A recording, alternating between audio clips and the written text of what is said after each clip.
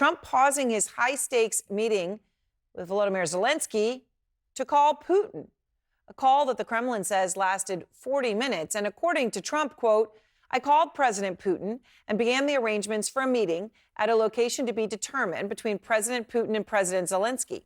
After that meeting takes place, we will have a trilat, which would be the two presidents plus myself. Now, of course, this is an extremely significant development if it happens, Zelensky and Putin in a room together. Zelensky face-to-face with a man who wants him dead and, in fact, has tried to assassinate him countless times.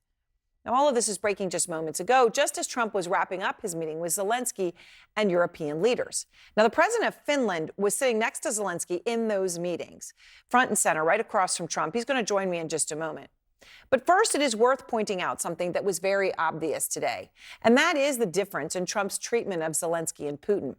Putin got the literal red carpet treatment in Alaska, right? I mean, the red carpet was rolled out, complete with hand clapping by the president of the United States, a ride together in the presidential armored car. Not so for Zelensky. He just got a handshake outside the White House and a gesture of approval at his military-style suit. I use those words very explicitly because the suit, by the way, apparently was confirmed in advance by White House staffers, right? The sartorial choices of a president being what was deemed to be important because they were perhaps afraid of Trump losing his temper at Zelensky's close, as he did in that unforgettable fiasco of their last meeting. Zelensky was flanked when he arrived in that military-style suit by 7 European leaders. They were there to ensure today's meeting was not a repeat of what happened in that tense and embarrassing Oval Office meeting in February. That's, of course, when Trump accused Zelensky of not being grateful. And J.D. Vance asked him, have you ever said thank you? Well, today, Zelensky just swallowed it, okay? He got in line and he said thank you a lot.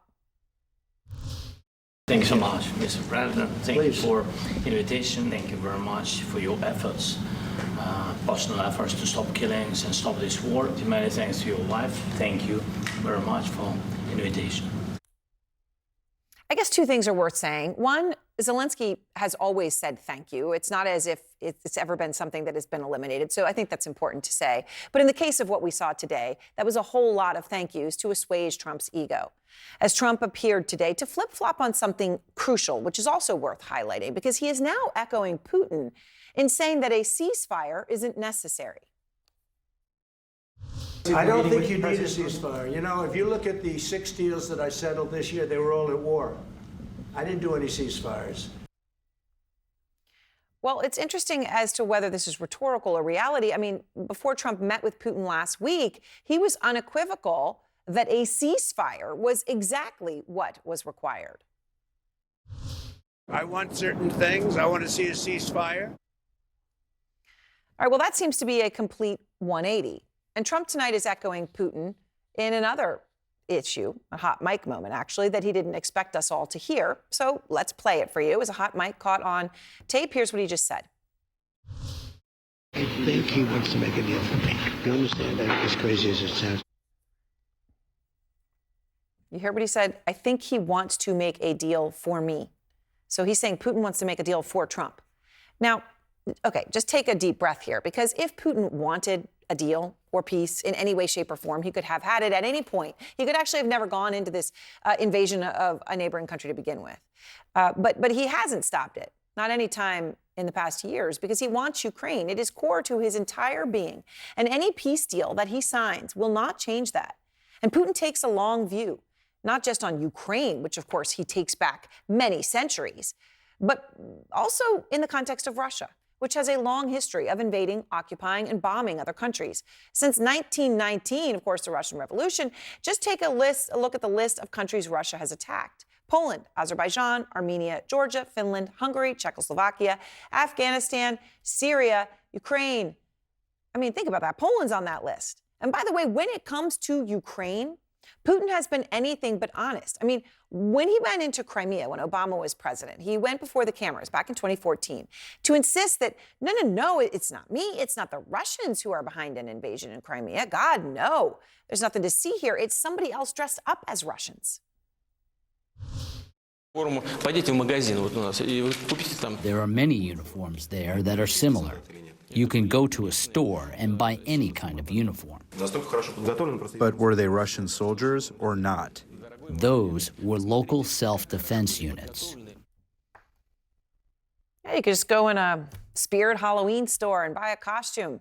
Well, as we now know, it was Putin who deployed Russian troops to Crimea, a place that, by the way, at the end of this war, he is almost certain, he thinks, to walk away with as part of Russia.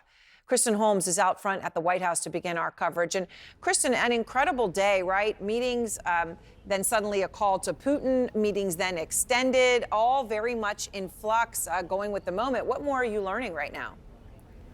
Yeah, and I do want to mention what you were just talking about, because that was never on the agenda. This idea that there's going to be a bilateral meeting first between Putin and Zelensky before they get into the trilateral meeting. We had heard from President Trump and from various European leaders that the goal of today was to come out of this with a trilateral meeting between Trump, Putin, and Zelensky on the books, or at least in the works, to start trying to figure out when they could do that. Now, of course, this is raising questions with U.S. officials that have been long skeptical of Putin and his intentions, that possibly Putin is just looking for another opportunity to kick the can down the road, to try and extend this as long as possible, so that he can continue fighting and continuing trying to get territory from Ukraine. So behind closed doors, we know a number of things were discussed. Land concessions, we saw pictures of Zelensky being presented with a map of Ukraine and Russia that showed different territories in Ukraine that were taken over by Russia,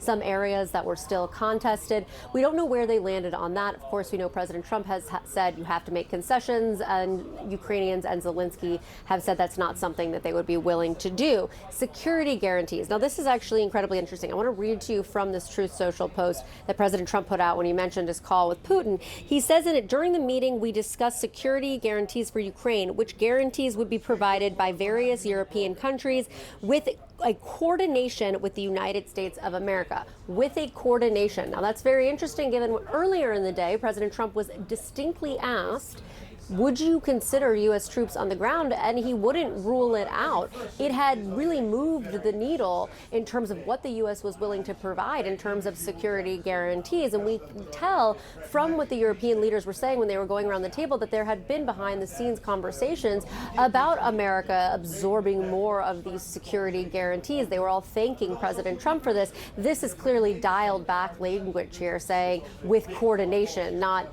alongside even, just seemingly like we were part of the logistics, but nothing about troops on the ground. And then lastly is the ceasefire idea. You mentioned this yourself. President Trump had been calling for a ceasefire up until he met with Putin. Then he was saying it could be a peace agreement. Well, we heard very clearly from the European leaders that they want a ceasefire, that they don't even understand how there could possibly be a meeting, let alone a trilateral meeting with Trump and Putin and Zelensky, if there is no ceasefire. And you saw Trump waver for a quick moment on the ceasefire. He said, we'd all prefer a ceasefire. And then he even said, less people would die if we had a ceasefire. You'd end the killing. But then once you started hearing all the European leaders doubling down on this idea of a ceasefire, he backtracked on that, bringing up the peace agreement, which I think you played there, talking about how he's solved these wars. You don't have to have a ceasefire. There are very few people who believe that these talks should continue without a ceasefire, Aaron. But we know those were the sticking points behind closed doors as these negotiations went on. All right, Kristen, thank you very much. All of those breaking details from the White House. And as I said, we're going to be joined by the president of Finland in just a moment. He was sitting next to Zelensky today, directly across from Trump in that room. He'll be with me in just a moment. Right now, though, as we await President Stubb, presidential historian Tim Naftali joins me, along with Seth Jones, who all of you regular viewers know was advisor to the commanding general of U.S. Special Ops Forces in Afghanistan. So I appreciate both of you very much. Seth, can I just ask you, though, there is just something about this, and it is true. President Zelensky says thank you all the time, right? It is true that American aid has given him the firepower for much of this war, right? No one has ever minced any words about that. But it has been Ukrainians who are willing to die for it and willing to use that to do something, right? And that is what makes this so unique and so incredible. And yet he's sitting there today looking at maps prepared by the White House, where they're talking to him about what concessions he's going to make. I mean, he's been clear. I've talked to President Zelensky. They weren't going to give up on Crimea. That wasn't even the table. Never mind Donbass. So is the outcome here, no matter what happens, that Putin is going to get something, which is big chunks of Ukraine, now that he would have had to fight 3 or 4 or who knows how many more years to actually get if he got it the hard way? Well, Aaron, that is not entirely clear, but I think what is clear is that Vladimir Putin is likely to get something like 20-ish% of Ukrainian territory that he has already seized. I think it's going to be very difficult to take back territory that the Russians have seized. The Ukrainians do not have the military capabilities to take it back right now. There may be some deals struck on both sides to give some territory up, but I do think it's going to be very hard to convince the Russians to give back territory that they hold right now, and that is a problem.